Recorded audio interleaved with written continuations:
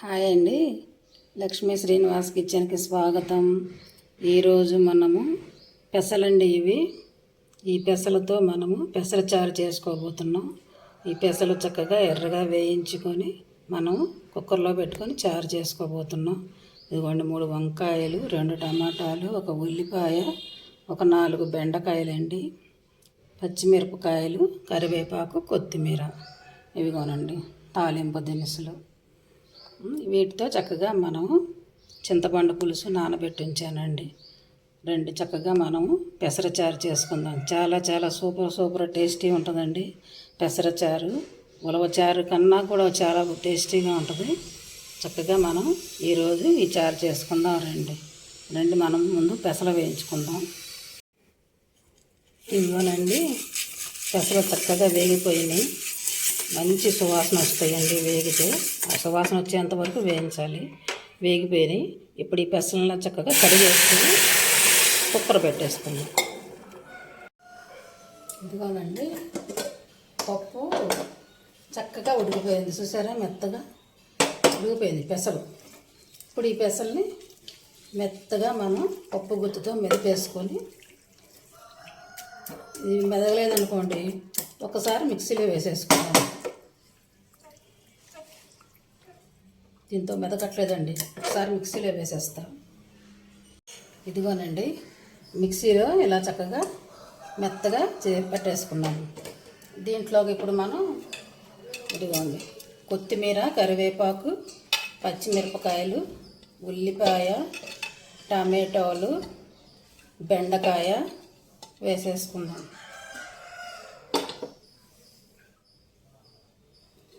ఇదిగోండి చింతపండు గుజ్జు తీసి పెట్టుకున్నాను.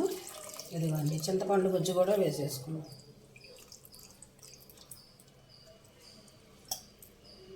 ఇప్పుడు జారు ఉంటుంది కదండి లోపల, ఆ నీళ్ళు కూడా పోసేసుకున్నాం.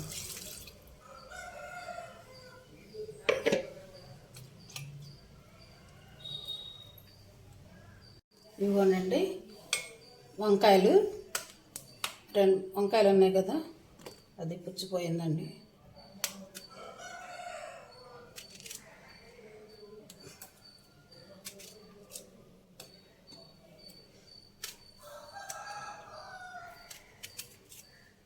చాలండి, 3 1 కాయ పోయింది, పుచ్చిపోయింది. సరిపోతాయిలేండి 2 కాయలు. ఇవి 2 బాగానే ఉన్నాయి. ఇప్పుడు ఇందులోకి కొంచెం పసుపు, కారం,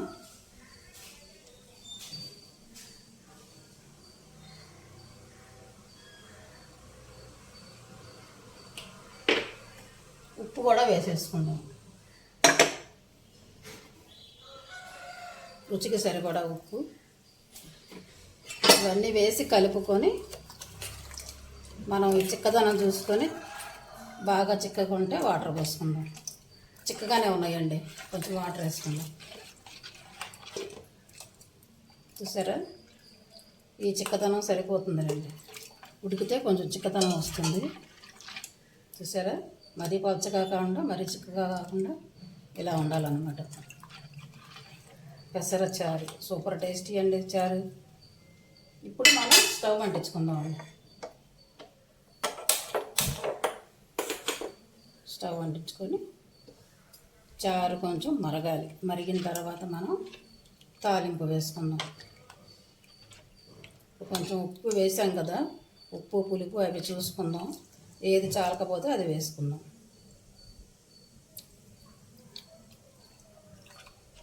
సూపర్ ఉందండి. పులుపు సరిపోయింది, కారం సరిపోయింది, ఉప్పే తగ్గింది. కొంచెం ఉప్పు వేసా, సరిపోతుందండి. ఇది చక్కగా మరగాలి. ఈ బెండకాయ, టమాటా, వంకాయ చక్కగా ఉడికితే మరిగితే సరిపోతుంది. అప్పుడు తాలింపు వేసుకుందాం. ఇదిగోనండి చూసారా, చారు చక్కగా ఉడికిపోయిందండి, మరిగిపోయింది. చక్కగా వంకాయ, టమాటో ఇవన్నీ చక్కగా ఉడికిపోయినాయండి. చారు చక్కగా మరిగిపోయింది. చూసారా, చిక్కగా వచ్చింది.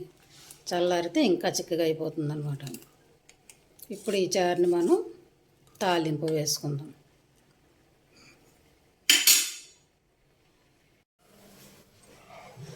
ఇదిగోండి తాలింపు వేసుకుందాం.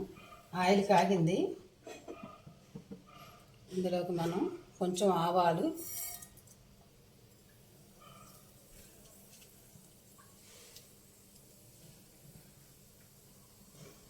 మినప్పప్పు, జీలకర్ర, 4 వెల్లుల్లి రెమ్మలు,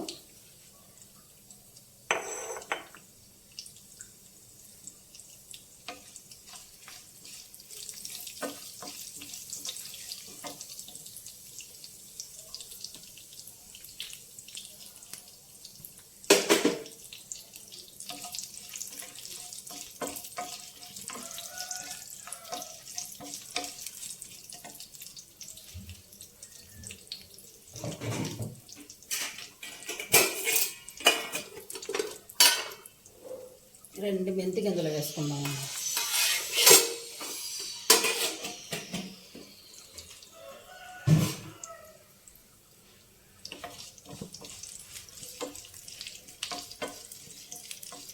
మెంతులు ఫ్లేవర్ బాగుంటుంది కదా. చిటికుడు 4 గింజలు వేసాను.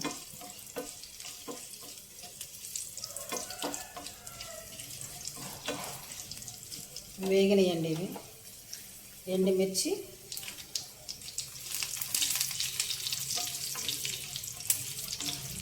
కరివేపాకు,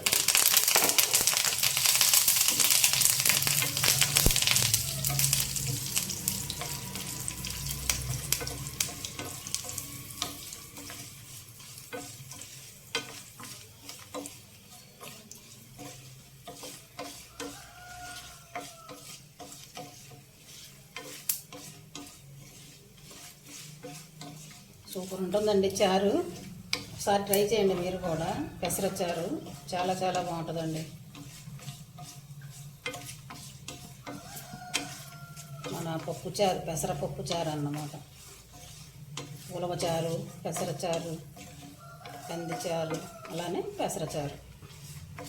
పెసరపప్పు కదండి, పెసలు కదా, టేస్ట్గా ఉంటుంది.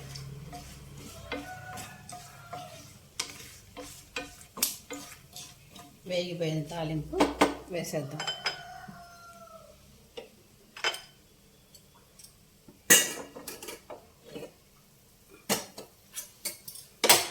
స్టవ్ ఆపేసాను.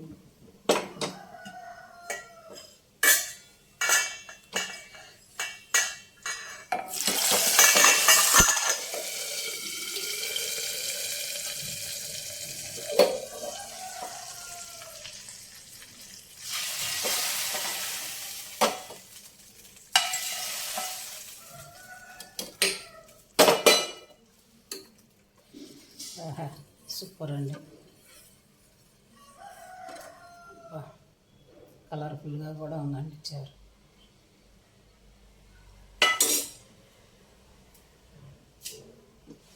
ఇందులో కొంచెం కొత్తిమీర వేసుకుందాం పైన.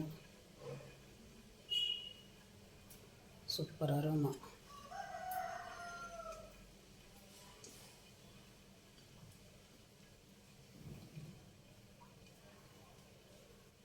రెండు చూతురు కానీ ఇదిగోనండి, చూసారా? పెసర చారు, పెసరపప్పు, పెసల చారు అన్నది, పెసలతో చేసిన చారు. Super super tasty. చక్కగా మీరు కూడా ఇలా నచ్చితే ఇలా చేసుకోండి. లైక్ చేయండి, షేర్ చేయండి, సబ్స్క్రైబ్ చేసుకోండి. నచ్చితే మీరు కూడా ఇలానే చేసుకోండి. Thank you.